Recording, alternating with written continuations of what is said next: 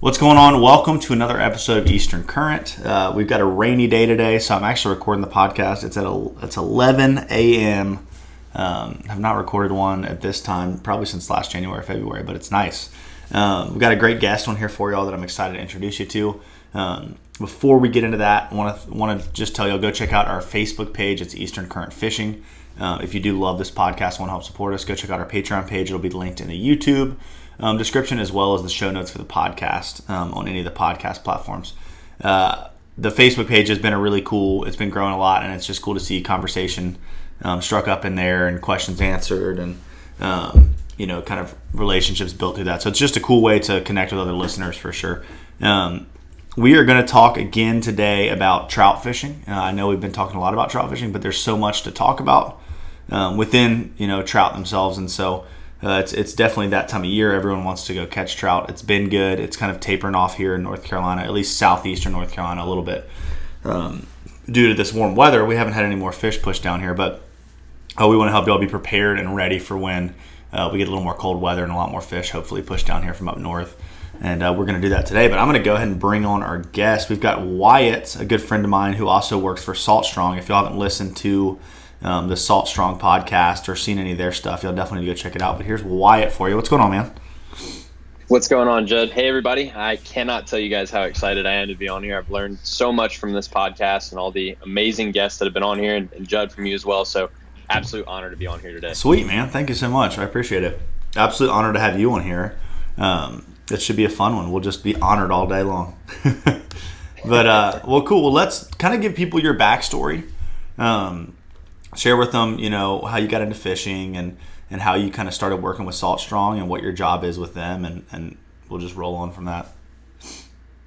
Yeah. So I grew up, I'm kind of the only one in my family that fishes. My dad wasn't really super into it. So got a little bit of a different story from most of the guys that have come on here, but just kind of found fishing as something to do after school. Had some old rods that my granddad had owned, and I just did a lot of bluegill fishing. And then one day I was reeling in a bluegill and caught this giant bass. It had to have been a hybrid bass down in Tampa where I used to live, and it just got me absolutely hooked. And from then on, I explored all kinds of different avenues of fishing. I started bringing my rods to the beach and stuff when my families would go on the weekends. And that's when I really fell in love with saltwater fishing.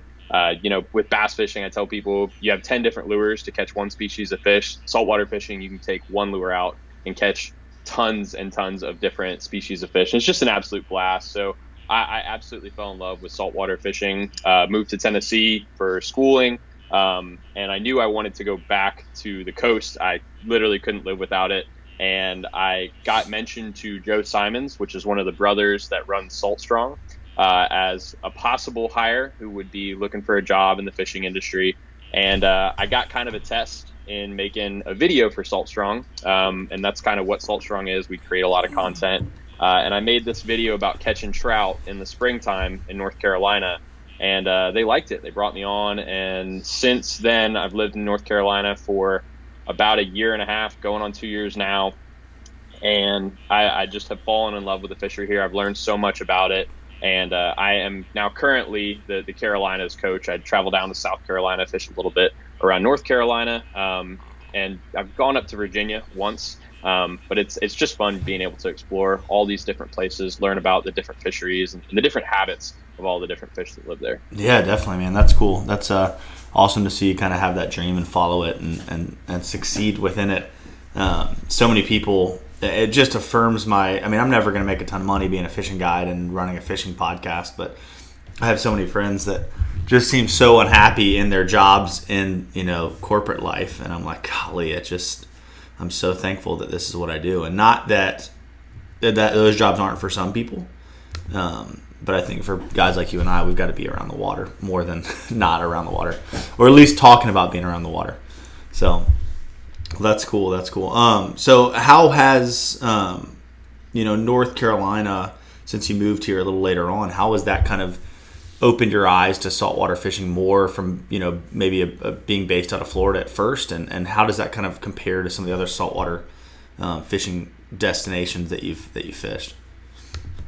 Yeah, so being down in Florida, there was no big tide swings, there's no marshes, it's just open grass flats. So what I grew up fishing, kind of learning, I did a lot of surf fishing when I was younger too.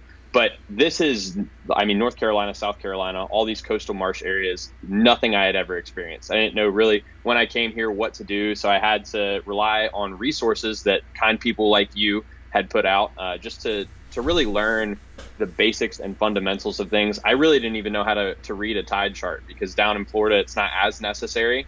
But here, I feel like you can really get yourself into trouble, number one, with your craft if you're there at the wrong tide. Right. Number two, the fish just aren't going to do anything if you're there at the wrong tide in the wrong location. So it was a big learning curve. I had to step around. Also, I had never really fished from any kind of craft.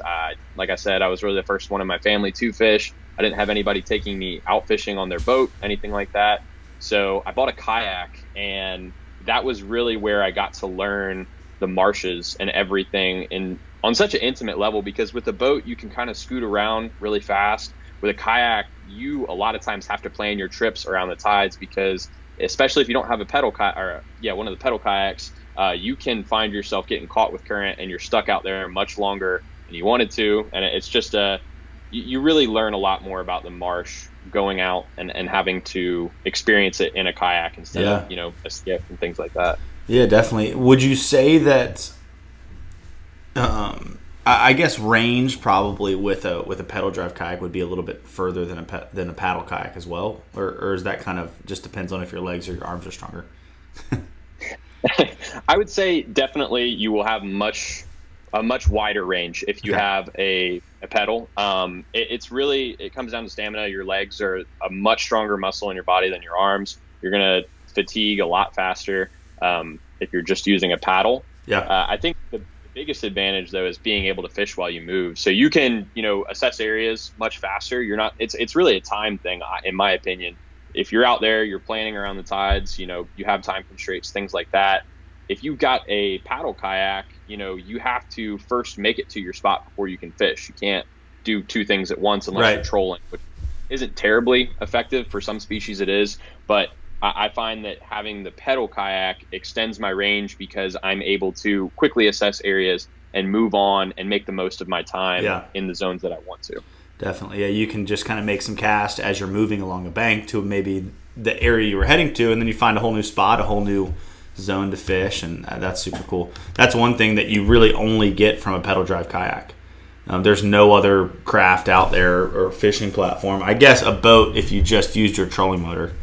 But really, that pedal drive kayak, it allows you to fish the entire time.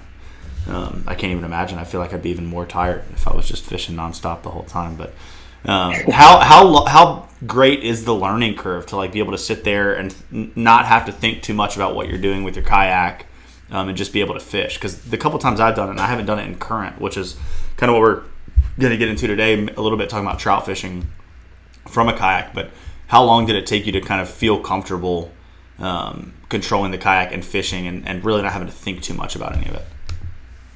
Yeah, so I had already started trying to figure out how I could fish in the paddle kayak, and a lot of that is just learning how you can paddle with your forearm. So if you've got the paddle in one hand, you're pushing, maybe you've made a cast, you can pick up the slack as you switch hands, and it's just this weird little kind of dance you're doing with your paddle and your pole.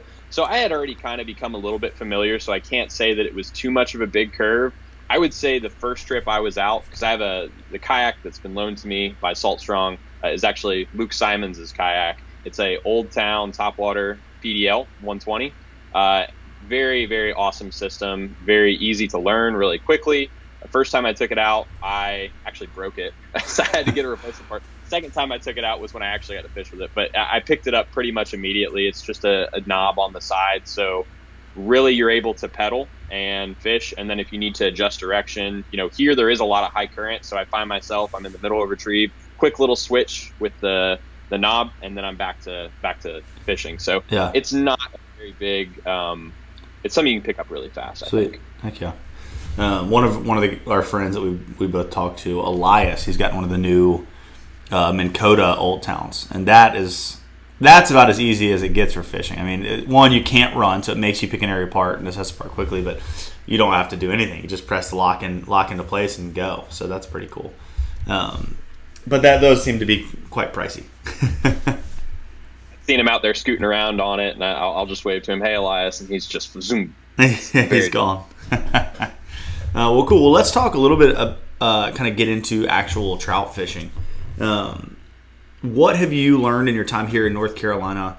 And maybe talk about, we can go into Florida and stuff too if you've got some relative information there as well as far as trout fishing goes. But what has been kind of the areas that you look for and maybe try to target here in North Carolina for speckled trout? Like, what has been successful for you? What do you look for in a good spot? Yeah, so I'm happy to share, because I went through a couple months where I was making so many mistakes with trout fishing, especially in a kayak. I think it's really easy to make mistakes. You find areas that you may be catching drum and some other species, and you feel confident in those areas, and you're like, oh, let me adjust, maybe my lures, and I can start catching some speckled trout. And I found myself making mistakes in spot selection because I felt it was easier to fish in a kayak. And I think if you're in a kayak, the big thing you need to do before you think about where is it easy for me to place my kayak, you need to think, where is it easy for trout to hold? So the biggest mistake that I made, and I hope anybody listening to this, if you're having trouble catching trout in a kayak, you need to find areas with depth and current. With a kayak, that can be kind of tough. Most of the areas I was having success in and where I was expecting to find trout, down in Florida, they will be a little bit shallower, and they don't need really heavy current, really deep depth changes. They will push up into 2-3 feet and have no problem at all in a shallow marsh where you'll find red drum and stuff, flounder. Here, I have not found many trout in those scenarios. I picked off 1 or 2 stragglers in a marsh. I fished really close to Masonboro. Masonboro Sound specifically, I don't have any problem telling anybody that, but right. Not found many fish in the actual marsh. It's the creeks that are surrounding it, the entrances to that marsh. Right now, especially, the most productive areas for me have been entry and exit points to marshes, because think about all these trout that are moving in. They are just kind of taking advantage of the bait that's leaving that marsh. So any of the exit points for that bait and the entry points for those fish, because eventually they will push up into the marsh in the later seasons. But I didn't really get to experience that when I first moved here. So I didn't know the seasonal movements of these fish. But really the biggest areas that you need to focus on for me in a kayak are like the bends, the entry exit points to big creeks, because that's where those trout really are going to spend the most of their time throughout the year. Being able to pick those apart with topwaters, paddle tails, going different water columns is really important. But I really think biggest mistake I see a lot of people make is just fishing too shallow in these coastal marsh areas for them, because they're just really not there, I find. Yeah, no, I agree. Tell me this. Now, when let's talk about first entry and exit points of creeks and marshes. And then you talked about the bends and the creeks. So tell me, if you're going to go fish those areas on your kayak, how do you like to set up? 1, with the pedal drive kayak, and then 2, with the paddle kayak. Yeah, so when I had the paddle kayak, I didn't do really well with trout. In fact, it was a fish that I kind of dreaded going after if people were asking for tips. It was a fish I was kind of struggling with, because you can't really hold directly in current with a paddle kayak. You need to either set up an anchor, or you need to push yourself up into the grass, and it becomes a little bit more of a chore to go do. So I found first in the paddle kayak, the easiest thing to do is go pick up a brush anchor. Even in heavy current areas, those fish that are kind of close to the entry and exit points in creeks, you can clip on. I don't know if you've ever seen those brush anchors. They just have giant jaws on them, and you clip onto the grass, and you can tether it to your kayak, and you can. Oh, wow. I haven't seen that. Yeah, it's a really awesome tool. I made a video about how to use them, how to deploy them, stuff like that. It's on Salt Strong's YouTube if anybody wants a quick tutorial. But it's a really awesome tool that's really fast to deploy. I don't like using traditional grapple style anchors because they just make so much sound. And with the bottom here, sometimes I find they don't catch. Even in muddy areas, I feel like they won't dig in where I want them to, and I end up getting out of position, because with trout here, I feel like you have so many opportunities for error. And if you're not able to make casts efficiently to that small zone where those trout are holding, right behind a point where there's a little bit of a calmness in the heavy current, or, right at that bend in the creek where that school's holding. If you're out of position 4 or 5 feet and you're not making your casts to that area, those fish aren't going to go chase it down into the current. So with the paddle kayak, the paddle, you need to make sure that your anchoring, your positioning, staging at those areas is done correctly, because there's much less room for error than there is with the pedal kayak, which I'll touch on in a second. Yeah, no, that's I think that's huge. That brush anchor is pretty awesome. Is that a kayak specific tool, or do you see people use that on small boats and stuff as well? I've seen people use it on skiffs, and I'm sure they have larger versions of it, almost like they have bigger versions of the stick-it anchors for boats. For me, it's literally, I would say it's probably a foot long. It literally just looks like a pair of tongs that have jaws on them. Wow. Yeah, it's pretty cool. It's spring loaded. It's got something. It just grabs onto the grass really well. Only downside of it is that if you are in heavy enough current, the grass you're clipping onto might be dead or something. It'll pull it up by its roots. But if you get enough grass into those jaws, I think it would be able to hold like a small skiff and stuff like that. So pretty cool little tool. Yeah, that's super cool. Super quick and easy, and it sounds like it doesn't probably take up much space on a kayak either, which is always important. Oh yeah. Well, let's get into some of the lures that you like to throw for speckled trout, and definitely take me through, because the biggest question people ask with speckled trout fishing is, it's like, all right, so anyone can tell you what to throw, but like, where do I throw this? How do I retrieve it? Are there different ways to retrieve it? How do I know if I'm doing it too fast or too slow? So kind of walk me through that with each one of the baits that you like to fish when you're speckled trout fishing. Yeah, so I think it'd probably be easiest just kind of touch on what's been working, because it's fresh in my memory. Topwater early in the morning has been my absolute favorite, and I'm really picky with my topwaters, just because I think depending on the species you're going after, you need to look for different qualities in a topwater.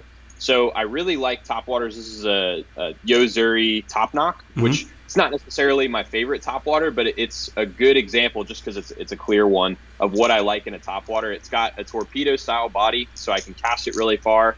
I can make sure that it's going to walk really well. If you've got some topwaters that have kind of a fatter body, they don't walk as great. They just kind of make a great sound. They splash a lot. But I prefer a topwater like the Spooks that make really wide cuts. Trout are visual predators. They've got their eyes on the top of their head. And I think anything that's going to happen with the sight spectrum in your lure is really going to fire up a bite a little bit more than any other quality. So first thing I'm looking for in a topwater, it's got a good torpedo style body that can make wide cuts. Okay.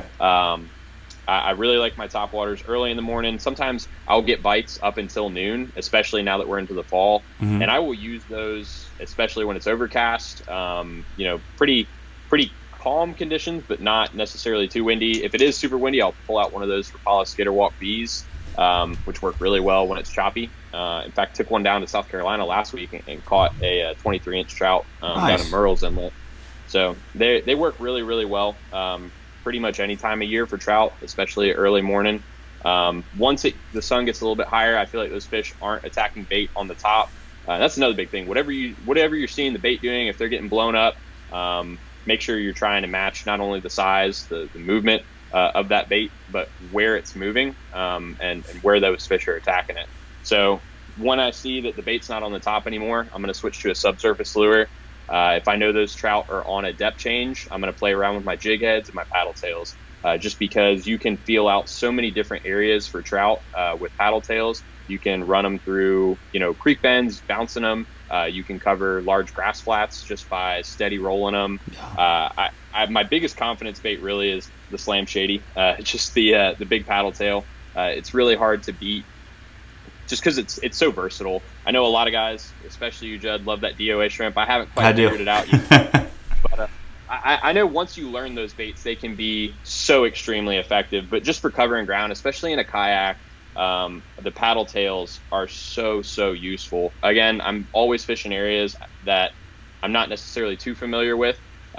With my job, I'm always going to new zones to cover them for our members. So I don't have the ability to always focus on my favorite spots and fish them with finesse lures. So the paddle tail is great for covering a ton of ground really quickly. 100%. And it's one I just have a lot of confidence in.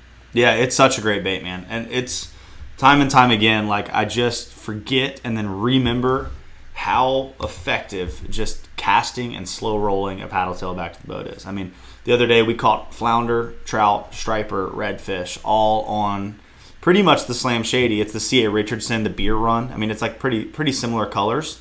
I think there might be a little more gold in it, but same idea, you know.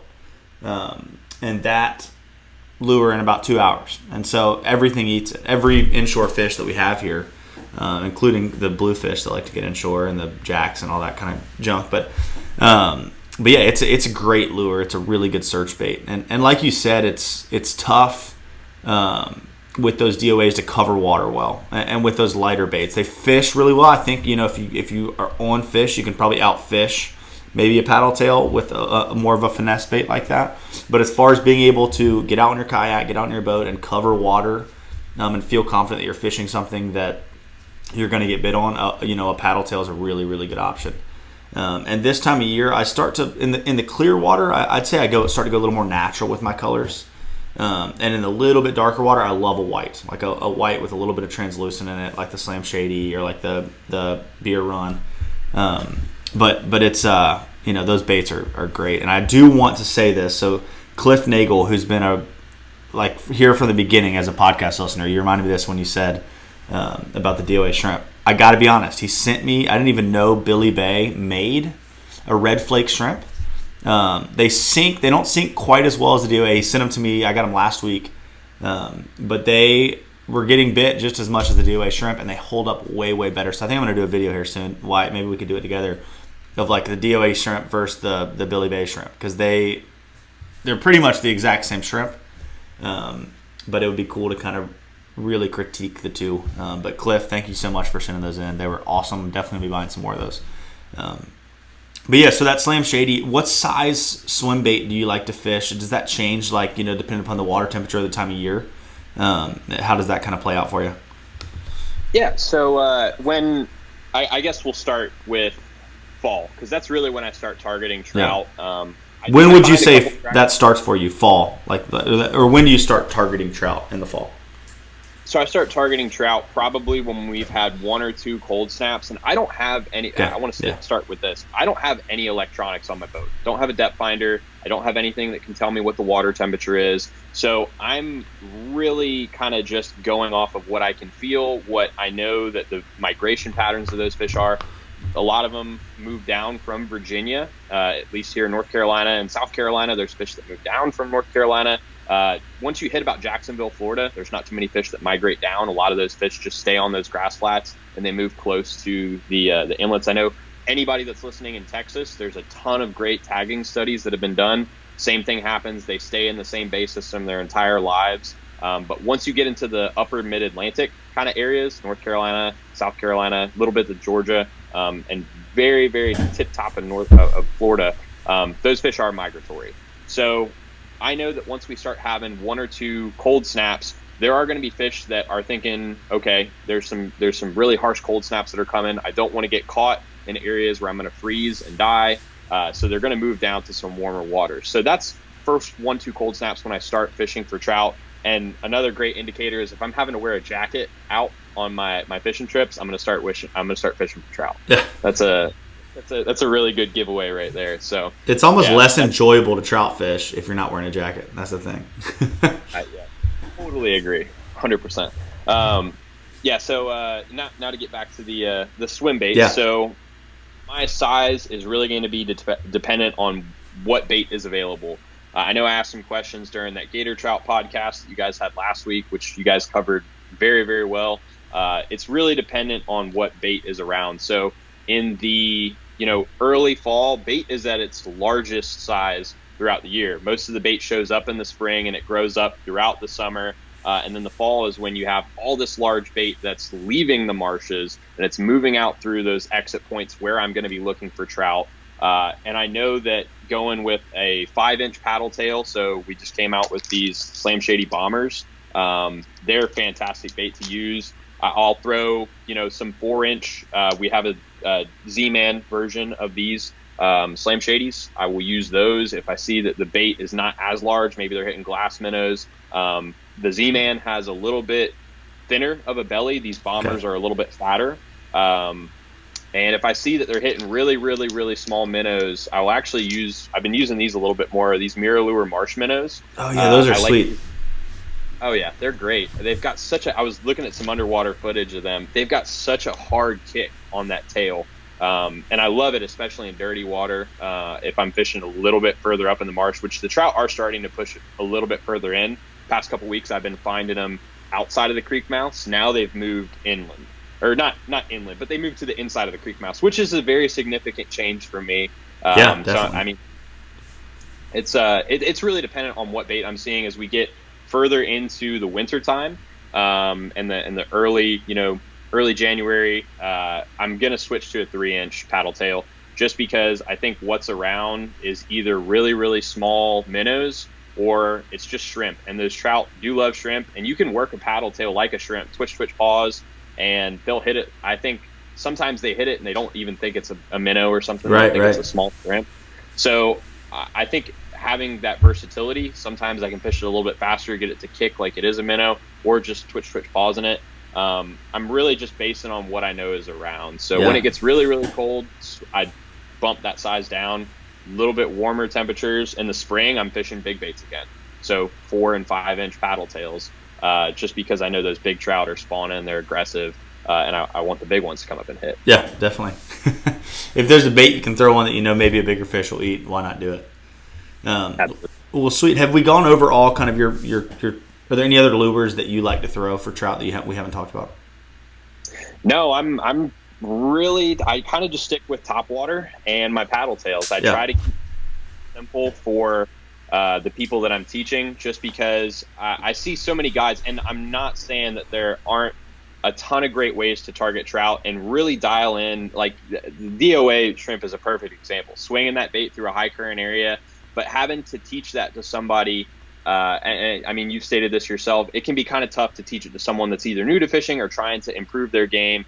And I think when I try to teach this stuff to people that are looking to become better fishermen, the focus isn't necessarily on the lures, which there is, you can definitely catch more fish if you play around with the right lures. But one I know I can consistently catch good numbers and big fish with, it's just a paddle tail and a topwater. So I try to keep it simple because I think the focus should really be elsewhere on spot selection rather than, spending $50 on the latest and greatest lure. Yeah, definitely. If you get to the area where the fish, you find the area where the fish are, you're going to be able to get them on a lot of different lures typically. I mean, they are fish that at times can for sure get dialed into one bait or one bait size or one retrieve, but they'll at least show themselves. If you thoroughly cover an area, you're going to catch 1 or 2 fish. There might be 50 fish there, and as you play around with baits, you'll catch more, but just all it takes is one bite to learn a spot. You know what I mean? Then it's like, oh, there's fish here, and then you sit down, start picking it apart. And I think so many times already this year at a certain tide, I've gotten one bite on like a paddle tail or a DOA shrimp, and didn't even catch the fish, but I'm like, that was a trout bite. Go back later in the tide, catch 10 or 12 fish out of that one spot. And so I think one of the reasons for that is those fish are kind of moving back and forth. Maybe there was just a few fish right there at that exact spot at that part of the tide, but also I think, more baits coming through areas at different parts of the tide, and those fish will get fired up and start feeding a little bit better. But this time of year in the warmer water, it should be colder water right now, but they're still very opportunistic. Those fish are going to feed. They're not going to be super picky. They're not going to be super color dependent. But that is one other thing I wanted to talk to you about is, how much do you feel like trout are, or do you just kind of stick with one? I'm trying to figure out how to ask this. Do you stick with one color, or how much do you play around with colors of your soft plastics?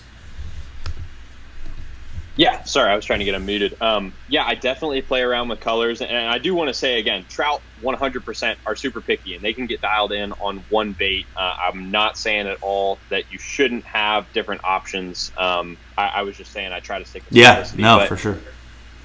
Yeah, in terms of colors, I try to match the color to the water clarity that I'm fishing. If you look at color reduction spectrums with lure colors in really clear water, it surprised me. Blue is actually one of the best colors to use in really clear water just because it reflects more light.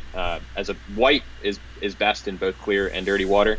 But I've tried to learn a lot about what colors are going to work best. And if I find that I'm not getting bites on white, I might think in clear water, it might be too obtrusive. It might be something that those fish are seeing and it might not look too terribly natural. And I'll switch it up to something of a red bone or one of these marshmallow colors. I think this is the avocado red glitter chartreuse tail. I've had some really good success. That is a popular one in Louisiana. That avocado, it's a good color. Yeah, and I mean the chartreuse tail, it works great in dirty water as well. But I talked with you earlier on this year about that red bone color, and I had really great success with that, even when the water was clear. So I'll play around with different colors until I can really find a consistent bite. I find that the profile and action of a lure probably plays a little bit more into getting those first couple bites, but then once you've got the profile and the action, then that's when I start working on color. So I really try to rank it on the profile, crustacean versus bait fish. Then I move into the action, which is going to be your retrieve, or if it's a paddle tail that has a thicker tail, one that has a thinner tail. I've got these trout tricks nearby somewhere, but those trout tricks, the swimming trout tricks, those work really great under dock lights where you need a little bit more of a finesse presentation. I feel like if you're just burning paddle tails through a dock, you're not going to get a whole lot of bites, but really kind of playing around with what, bait is in the area, matching it to that, is the first thing I'm going to do. But then once I see, certain water clarity, I'm going to adjust that. A purple death is another great color that works really well in like lightly green stained water. Like, I'm not talking like the clearish blue that we sometimes get in the marsh when the water is really deep. I'm talking like it's a light green. That's the one color that I feel like I've dialed into a very specific. Yeah, that's cool. That purple death too is such a good looking color visually to like the human eye. Like, that's my favorite looking soft plastic color in my whole box. It's a cool looking one. As we're saying all these colors, I'm like trying to mentally jog them down because I'm going to try to go to intercoastal angle later. I'm so low on soft plastics. I finally found some DOAs and bought a ton of DOA shrimp the other day. I think I've probably been through 50 packs already this year, 60 packs. But I bought a bunch. But I've got maybe 15 packs of. I usually just fish Z-Man stuff, but I'm going through and it's a lot of colors missing. Like, when the trout do get thick again, I'm going to need a little bit more of an option. Have you? Oh, sorry. What were you saying? Yeah, I just realized I haven't even talked about mirror lures, which is that's one bait totally now that works really, really well. And I am super picky about my mirror lure colors. Yeah. So one that I've started using, I don't think it's the time of year that you need to be up in the back creeks where there's a little bit less current using those 17s. I know some guys are doing really good with those, and I think that's a lot of knowing where your fish are and finesse fishing, a lot like the DOA shrimp. You're putting it in an area, allowing the current to carry it. Just the areas that I'm fishing with my kayak, I find the currents a little bit more ripping, and I have a hard time getting it to stay in one spot. So I'm using these MR52s, which sink. So I can work them really well. They've got the tie on the top of their head, so I can work them vertically instead of kind of in a darting motion forward. So I can feel out exactly where those fish are holding. If I know that they're there, maybe I got one bite on a paddle tail, but I'm not getting any more. So like you said, those trout are opportunistic. A lot of times I'll get a bite first cast to an area, and I'm like, okay, there's definitely fish here. And then I'll keep fishing it with that same lure. Sometimes it'll be a paddle tail, and I won't get any more bites. And I'm like, okay, I don't know what's going on. Maybe they're not taking me up on this. And this is my trout buster right here. I'll put it in that area where I might have found fish that first time, give it some vertical movements, and then let it kind of flutter down. And I can always pull at least one or two extras out of that tough batch with this 52. But the color I really like isn't actually a color. It's a pattern, and it's that broken glass pattern that you guys can see. As I kind of turn it around in the light, it does this flash, and mirror lures are really great about going down and wobbling a little bit if you tie them with that loop knot. So even with my MR17s, which I actually have really good luck on in the marsh with trout and reds, I really like the broken glass. I'm not buying, it's very rare that I'll buy a mirror lure and it not have that broken glass pattern, just because in dirtier water like we have here in coastal marsh zones, I feel like getting any kind of flash, any kind of extra light that you can to reflect, like that's why I was talking about color reduction spectrums earlier. You're looking for something that's going to reflect light so this fish can see it. Sometimes you can be a little bit too obtrusive with it. So I've not gotten a chance to fish these in like crystal clear water, like down in Florida, but I know a lot of guys that I talk to, and I see reports every day in the Salt Strung Insider community where people are catching trout and snook, redfish on these mirror lures down in Florida, crystal clear water. Yeah. So I know that they'll work on there as well. Now tell me this is kind of a random question. In Florida, do you find that 90 or most of the trout are up on the flats and up in the shallower water, or will you still catch them in deep cuts and on current, and drop off edges and whatnot as well down there? Yeah, so I feel like trout are more widespread down there. So they don't have a lot of the issues with gill netting and stuff, which is a totally different conversation for us to have. But they don't have they've got a much larger trout population down there. So there's a lot of trout that will push up really shallow. I was fishing with one of the owners of Salt Strong, Luke Simons, pretty recently, and we were catching trout on this grass flat right up against these mangroves. Like they were right up on the shoreline. And it's like 2 feet of water. And these trout are not very big, where traditionally we see small trout like that schooled up on those really deep depth changes right on those points. Like I've never found any small trout that shallow here, just because I feel like they're worried about ospreys and stuff up here. They don't get that shallow when they're that small. And it just seemed like there were so many more of those fish. Like they don't have a lot of flounder down there. I've been trying to figure out what populations are, but it seems like with all the flounder we have here, they've got all the trout down. So it's this really interesting concept. But yeah, they definitely push way shallower down in Florida. Sweet. Yeah, that's kind of what I've always heard, and through the little bit of trout fishing I've done down there, have seen. They remind me a lot of a snook too down there. Kind of the way they hang out and where they'll be, which is super cool. I like that broken glass color too, man. Mirror lure every year, it's so annoying. They just come out with so many new colors, and they're so expensive, and you just it's one of the baits where like I want to have this big collection. Like as you were just talking about it, I was like, man, I want to go buy another one of those Plano tackle boxes, the mirror lure boxes, and just fill it up.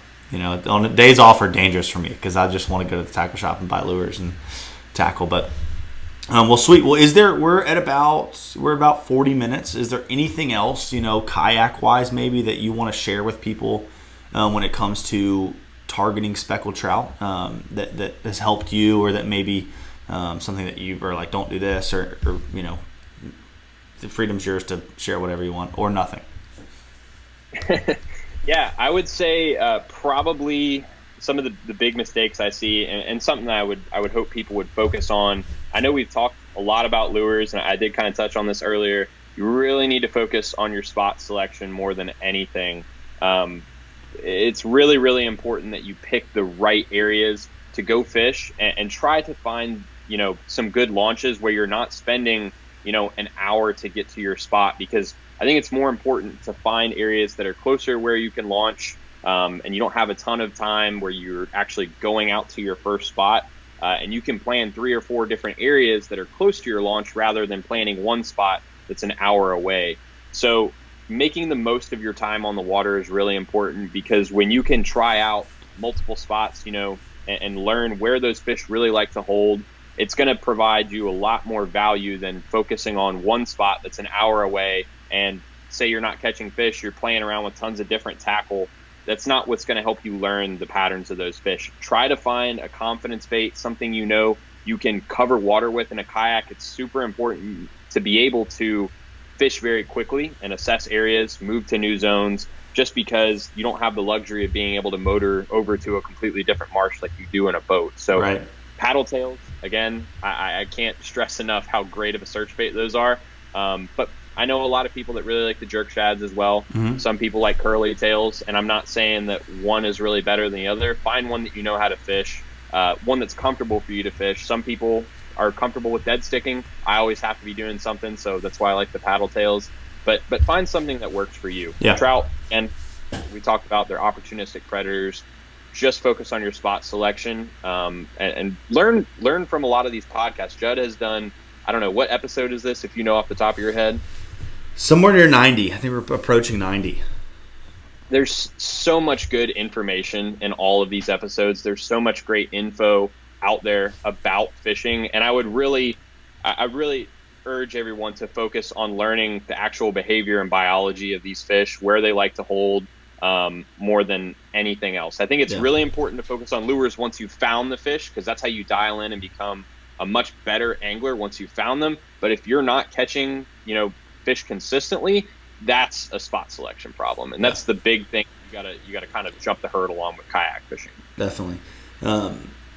And one thing that I thought about that I do want to share on this podcast is, like, this is a great time of year, and this is kind of, I don't know if this is lame to say this, but if you go to an area to trout fish this time of year, there's usually going to be a lot of boats there. Like, you can learn a lot by kind of watching where other people are fishing this time of year and seeing who's catching fish, trying to learn from how they're presenting a bait, and kind of exactly how they're set up in a spot. So pay attention to those fishing around you. Like, this time of year, trout fishing, people will fish pretty close to each other, and it's a great way to kind of learn and maybe see what you might be doing wrong. They might be catching fish and be throwing a paddle tail, but they're working it slightly different than you, and it's just a good way to kind of fact check yourself and fact check your fishing while you're out there on the water. But Wyatt, thanks so much for coming on, man. We'll definitely have to have you on again.